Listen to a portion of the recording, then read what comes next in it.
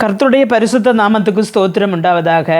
அகந்தையான பேச்சு கர்த்தர் வெறுக்கிற ஒரு பாவம் என்று தேவனுடைய வசனம் சொல்லுகிறது. 1 சாமுவேல் 2வது அதிகாரம் 3வது வசனத்திலே நாம் இப்படி காண்கிறோம்.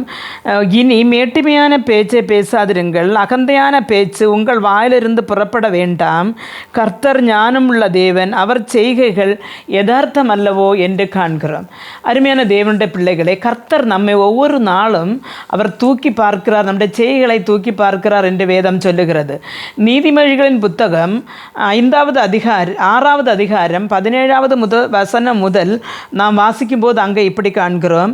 மேட்டிமையான கண், பொய் நாவு, குற்றமற்றவர்களுடைய இரத்தம் சிந்தும் கை, திரோலாசனை பிணைக்கும் இருதயம், தீங்கு செய்வதற்கு விரைந்தோடுங்கால், அபத்தம் பேசும் பொய் சாட்சி, சகோதரருக்குள்ளே விரோதத்தை உண்டு பண்ணுதல் ஆகிய இவைகள் கர்த்தர் வெறுக்கிற ஒரு மனிதனிடத்திலிருந்து கர்த்தர் வெறுக்கிற செய்கைகளாய் இருக்கிறது என்று காண்கிறோம்.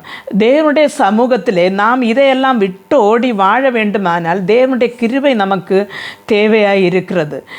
ஒவ்வொரு நாளும் தேவனுடைய கிருபை நமக்கு இருந்தால் இந்த விதமான பாவங்களிலிருந்து நமக்கு விலகி ஓட முடியும். உலகை வெறுக்கவும்,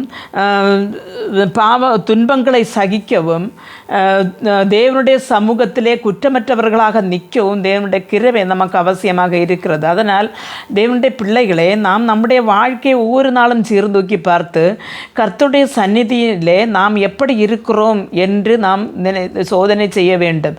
கர்த்தர் நம்மை, நம்முடைய செய்கைகளை, நம்முடைய பேச்சுகளை, போக்குவரத்துகளை அவர் நிறுத்தி பார்க்கிறார் என்றுள்ள ஒரு பயமும் ஞாபகம் நமக்கு எப்பொழுதும் வேணும். அப்போ இந்த உலகத்தில் நாம் வாழ்ந்து முன்னேற வேண்டுமானால் அதற்கு மேலாக தேவனுடைய கிருபை அவசியமாக இருக்கிறது.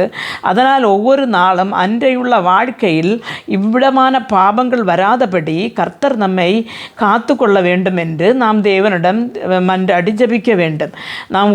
நான் அந்த வேத பகுதிகளை சொல்லுகிறேன். நீங்கள் அந்த வேத பகுதிகளை வாசித்து நம்முடைய வாழ்க்கையில் அது வராதபடி காத்து கொள்ள வேண்டும். 1 சாமுவேல் 2வது அதிகாரம் 3வது வசனமும், நீதிமொழிகள் 6வது அதிகாரம் 17 முதலுள்ள வார்த்தைகளை நீங்கள் வாசித்து ஒவ்வொரு நாளும் தேவனுடைய சன்னிதானத்திலே குற்றமற்றவர்களாக இருக்க கர்த்தர் தாமே உங்களுக்கு கிருபை அருள்வாராக. ஜெபிப்போம்.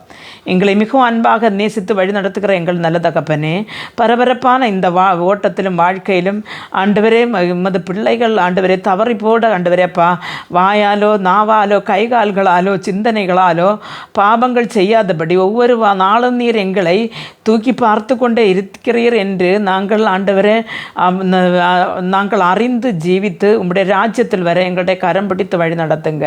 இயேசு கிறிஸ்துவின் நாமத்தில் ஜெபிக்கும் போது ஜெபத்தை கேட்டு பதில் தாரும் ஜீவனுள்ள தகப்பனே, ஆமென்.